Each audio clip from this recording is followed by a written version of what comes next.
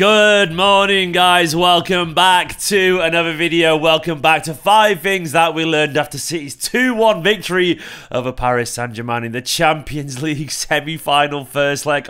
It actually happened. It was absolutely beautiful. It was actually wonderful. I want to say thank you before I get into this video to absolutely everyone who supported the channel last night. It was an immense occasion. I absolutely loved it. I'm still very tired. I was up to 1:30, 2 in the morning, editing and streaming away and chatting to you so much on the fan view live. Over 15 people joined in for a video chat. Thank you so much. And don't forget, if you want to get involved in those in the future, you become a member and a patron, and I send the link out to those guys. So patreon.com/Esteemed Company or youtube.com/Esteemed Company/join to become a member. Big love to every single one of you, and big love to all the new subscribers, and big love to all of you. You're all just absolutely wonderful and beautiful and delightful, and I'm very happy. And don't forget as well, like, there's just because I don't mention something in this video, it doesn't mean it's not worth talking about. It's just 5 things that I personally want to pull out.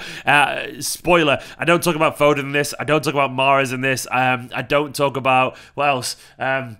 Lots of things, but doesn't mean they weren't brilliant. Mahrez absolutely fantastic last night, but we didn't learn anything new about Mahrez that we didn't already know. Foden, brilliant once again. Kevin De Bruyne, brilliant. But I could go on forever, and I have discussed those in great length, so go watch as well the match reaction, the fan view live, and later on I'll also be doing a live chat with David Mooney and Dan Burke as well, which will be good fun about the game. But for now, let's get into 5 things that we learned, and I'm going to start with a positive one and a hypothetical one. Something's changed. Something's changed, lads. It genuinely feels like something has changed, doesn't it? There's something in the air. I can feel it calling in the air tonight. Sorry, a bit of Phil Collins there. But either way, it feels like something has changed, and I love it. I absolutely love it. And what I mean by that is it feels like the squad doesn't really have that fear factor anymore. It feels like the squad isn't going to capitulate at the first sign of immense pressure. It feels like the squad is capable of coming back now at this level. And it feels like the squad belong at this level. And I was going through all the reasons in my head, and I just did a Twitter thread on this as I was recording this video. Well, before I was recording this video, of course, not just right now. That would be incredible, multitasking.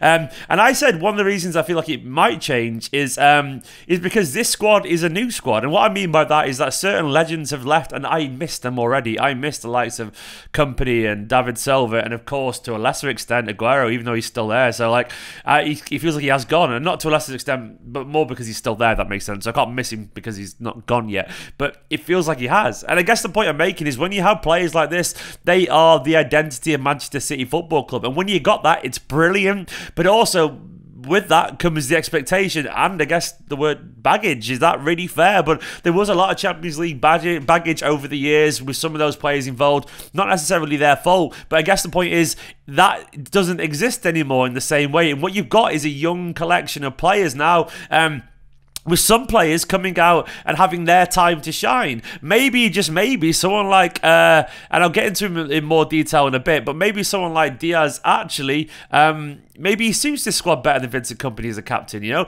Maybe the likes of Gundogan feel enamoured and refreshed by the idea of no longer being in Fernandinho and David Silva's shadows, which they aren't. Maybe Rodri is a new kind of leader that we need in the squad. Likewise, people like Kyle Walker who have stepped up to the plate, and obviously we've seen the growth and personal development of Phil Foden. Kevin De Bruyne becoming more of an influential statement in this squad. Something has changed, and that mental block that we saw in previous years, especially now we've got past Dortmund, which was that mid-tier good but not great Champions League side that we couldn't get past. Monaco, Spurs, the French team that shall not be named, and I will never name him again, of course, and Dortmund was the one that we finally got past. Those kind of teams have been previously knocking us back, but we've got past them, so we already knew we could beat big teams in the Champions League. We beat Bayern, Barca, Real Madrid before, but last night we showed it again. And it does feel like this team now aren't scared of these challenges, and it's good. I'm not saying we're going to win the Champions League or anything like that, but what I'm saying is that you've got an awful lot of a better chance of doing it if your players aren't scared anymore and if they believe. And it does feel like this squad has its own identity, and it isn't the Manchester City side of a few years ago, and that has its negatives, but it also has its positives because there is new hope and new expectation and long may it continue. The second thing I want to talk about is false nine. We're going to have to accept it. I know everyone wants to see a striker, and I want to see a striker as well, but at the same time, I saw an awful lot of kickback against the false nine online last night, and what I will say is we're going to have to learn that it works, man. It works. I know we didn't create loads of chances, and I know we didn't bombard them, and I know maybe a striker in the middle could have scored, but we scored 2 goals, and we keep finding a way to win with the false nine, and it keeps working, and maybe we should just accept that. Maybe Guardiola knows what he's doing.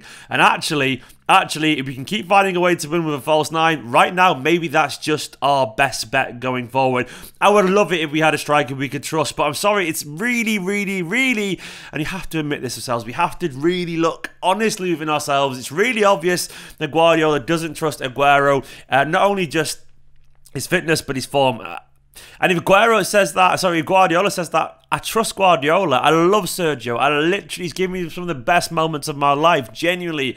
But we have to admit that he's not Aguero anymore. He isn't. And it's very obvious that he's not going to be a big part of this campaign. We need to stop demanding something that's never going to happen. It just feels futile. Maybe you could keep kidding yourself, but he just doesn't obviously fit in the system anymore.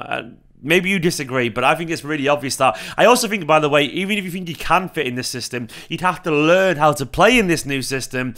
And why would we make changes of that magnitude right now towards the business end of the season when it's best just to stick with what we know? We have a go at Guardiola for overthinking it and changing things at this stage of the season. Why would he change something now? That would be hypocritical of us, because if he changes it now to fit Aguero in, we're changing the way that's played has got us this far further than we've ever been in terms of result quality anyway. Literally, I mean, I know we've been here with Pellegrini, but this is, I mean, we didn't even get a shot on target, so we've already been done better than we ever have in this competition. So why would we do that? And I guess the alternative there is Gabriel Jesus, but he isn't in great form. And when he does come on, everyone moans about him anyway. So I don't get what people want. And he's not going to play Liam Delap, so don't be a fucking idiot if you think that. So basically, I don't get why we're moaning about it. And at the same time, people go, oh yeah, but some of those crosses, if a striker was there. Yes, but also, you lose that control in midfield. That's true. It's give and take. I agree having someone in the box would be great, but at the same time, playing with more midfielders, maybe that helps the press, maybe that helps the fluidity, and maybe that's why we look more solid. Maybe that's why defensively we're better, because we're more organised and more aware. So there's essentially positives and negatives. And I guess the point I'm making is that right now, I'm happy just to roll with what we know and take a slight compromise, because that compromise is working, and it's working very, very well. And we need to remember that, because we don't know more than Guardiola, and Guardiola knows what he's doing. And I'm not willing to change personally, just for the sake of it. Like, let's just trust Guardiola on this. Like, I'd love it if Aguero was young, fit and firing, but he's obviously not. He just isn't, sadly. And that's just the realities of life.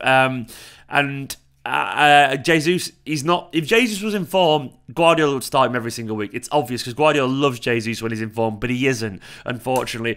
When we sign a striker in the summer, I've got no doubt that the false nine thing will be binned, but this year it's a compromise and it's working, and I think we just have to stick to it. It's fine. It's fine. It isn't perfect, because nothing's perfect in football, but it's bloody good. The third thing I want to say, and I can't wait to say this out loud, Zinchenko. I want to just give some praise to this guy and a bit of hype, because even though I don't think it's quite as simple as he changed the game for us, I think we were still playing better when he came on. I do want to also give him some credit, because I saw a lot of people acting like he was going to be a liability beforehand for the game, as if he was going to be the one to hold us back and all that kind of stuff. If he'd started this, his pace wouldn't be able to handle Mbappe and Neymar, and maybe there's an element of truth in that, but what I will say is, like, Cancelo didn't do much better. I love Cancelo, don't get me wrong, I love him, but I think we underestimate just how much Zinchenko's improved as a player, and as a defender as well. He's notably better defensively, and most importantly, what Zinchenko brings you is a calm head. Sometimes you need a calm head. You've got to bear in mind as well that he's now the captain for Ukraine as well, so his seniority, his confidence, his ability, it's all skyrocketed recently, because he's married now. He feels like he belongs in this team. He's a captain for his national team. You can't underestimate how much these things settle you personally as an individual. His personal life is great. He's absolutely loving life there. His professional life is fantastic. He's getting older. He fits into the squad better, and he's not this risk anymore. He isn't. And I know no one's saying he's a big risk or anything like that, but we definitely underestimate just how much he's come on and how important he is to the composure and the structure of this side. And he's a better defender than we realise these days. He's solid, he's alert, he's aware. And Zinchenko deserves the praise that he was getting last night, because even though it was just a cameo, it was a bloody good cameo and really, really, really useful. Zinchenko, I love it. Big dub for Zinchenko there. Fourth thing I want to talk about, I just want to talk about Diaz again. I touched on it earlier, but Diaz... over recent weeks, he's been absolutely brilliant. Haaland, Mbappe, Neymar, Harry Kane, Son, some of the best forwards in world football, and they've been all genuinely nullified. I know they had the slight moment. Haaland got through at one point or whatever, but and I know there'll always be a moment when you have players of this quality, but largely he has stood up to them like an absolute giant. He's been absolutely fantastic, and how is he the youngest in that defence? It staggers. It's absolutely staggering. It blows my mind that he's the youngest in that defence. How am I 12 years older than Diaz? Fuck you, Ruben. Stop making me feel so old, man. But either way, Diaz... I can't underestimate, I can't really underplay how brilliant he's been for this Manchester City side. And I touched on it earlier, but I didn't want to go into too much detail. But I'm going to say this right now. I've got a feeling that Diaz might actually be a better captain for this Manchester City side, potentially, than Vincent Kompany could be. And what I mean by that is not that Vincent Kompany wasn't brilliant and wasn't a natural leader. He was. Draw a line under that. He was. Put it in bold. Put it on a big, massive wall somewhere. Put it on a bus. I don't know. Vincent Kompany was impeccable. He was brilliant. But he was different to Diaz. And what I mean by this is that he was different mentally. I remember a quote from Micah Richards talking about Vincent Kompany. He said Micah Richards was like a headmaster, and he was serious. And I know people have worked with Vincent Kompany. He's serious, he's intense, he's focused. He's what makes him so special. But he is intense and he's serious, and he's not the most playful man in the world, and he's definitely older mentally than some of those players in the squad. And Richard said that when he walked into the dressing room, sometimes you'd go serious and stop what you were doing, messing around, because you felt like you were going to get told off. And he definitely had that level of authority, which is fantastic. It's brilliant, but also it does make you a little bit aloof sometimes, and that's great, don't get me wrong. But can you imagine Diaz having that same impact on the squad? No. And the reason for me is because, once again, he's young, man. He's young. He's 23 years old. Can you imagine Vincent Kompany being friends with John Stones? I can't. I'm sure John Stones respects Vincent Kompany and loves him to bits, and I'm sure they all do. But being friends, it's like that whole boss, you can't be good mates with your boss kind of attitude sometimes. I don't think Ruben Diaz acts like a boss. I feel like he acts like one of the team, and I feel like he's on the same probably level as someone like John Stones. And also, bear in mind, it'd be absolutely dickheaded of Ruben Diaz to walk in and act like a headmaster, given the fact that he's just joined the club. So Diaz has come in on a level playing field. Vincent Kompany was up there with everyone else because he earned it. But Diaz is on that same level playing field, and he has the respect and the mutual admiration, and probably the friendship in a way that maybe Vincent Kompany couldn't possibly have obtained, because he was like the dad, where Ruben Diaz is the best friend that you respect. And maybe, just maybe right now, Ruben Diaz is better suited to this squad, is what I'm getting at. Not because Vincent wasn't brilliant, and not because I don't appreciate it, but Vincent was the past for this Manchester City side. And you see, he had the respect of your David Silvas and your Zabas and all those, like, because he was around that same era. But now, Vinny leaving, and Diaz stepping into those shoes, belatedly, of course, maybe, just maybe, he is more fitted for this squad. Maybe he suits the likes of Cancelo and Rodri, and Gundogan and Foden and Kevin De Bruyne. Maybe someone like Diaz is actually the catalyst in a way that we possibly couldn't imagine, because not only because he's a captain, but he's a captain in a way potentially that suits this side to a T, and maybe that's absolutely huge. The final thing I want to talk about is the unsung heroes in this side. We all love the brilliance of Kevin De Bruyne, Phil Foden, Mahrez, all absolutely on form. We love it. Gundogan, of course, has been getting the goals this season. But I want to talk about the ones doing the hard yards. I want to talk about Kyle Walker. I want to talk about him matching Mbappe stride for stride. That pace, that physicality. And once again, in a big game, is there any fullback you want better to shut down a play of that quality than Kyle Walker? He gets so much discredit from even some of our own fan base at times, from everyone around the world. Kyle Walker is a winner. Kyle Walker is an absolute freak of nature physically, and Kyle Walker allows us to be expansive when we want to be. A fantastic performance last night from Kyle Walker. But once again, I'm just not surprised, and we don't give him the credit that he deserves sometimes. Bernardo, once again, tireless, absolutely tireless, making tackles in his own area, doing the job that you wouldn't expect Bernardo to do when we signed him. He's lost, I wouldn't say he's lost it actually, but his role right now definitely is a little less glamorous than it used to be, but his industry and obviously his ball retention in general, but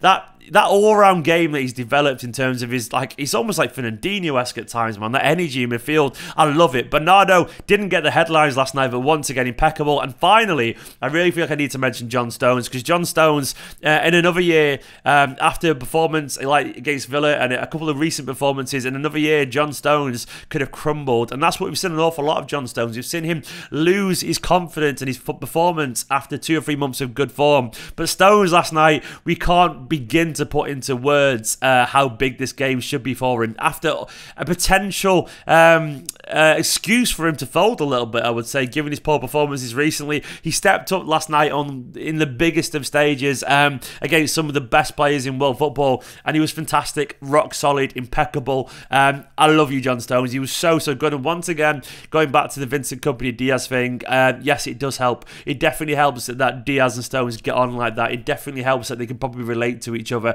And I'm sure Stones looked up to Vincent Kompany, but could he relate to him? Probably not. He can definitely relate to someone like Diaz, and maybe, just maybe, as a result, maybe he feels less pressure. Maybe that's a good thing. Some players need to feel less pressure, because I'm sure playing alongside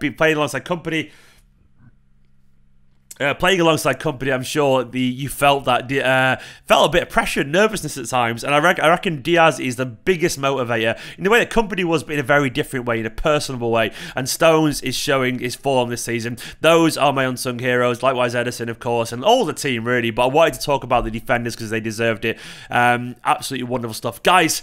Thank you for watching. Thank you for being awesome. Thank you to my Patreon producer Ahmed Al-Ali. There's a whole bunch of new patrons that I need to shout out, and we'll get to them in tomorrow's video most likely. For now though, you're all absolutely awesome. Go watch the fan view, go watch the match reaction. There's a Patreon player ratings and members player ratings video coming soon as well. If you are in the second tier above, that'll be live within half an hour of this, I reckon. For now though, you're all beautiful. Come on, City, job halfway done. Hopefully we can win the league as well this weekend. It'll be an incredible couple of weeks for Manchester City Football Club. In a bit, you're all awesome. Love you loads.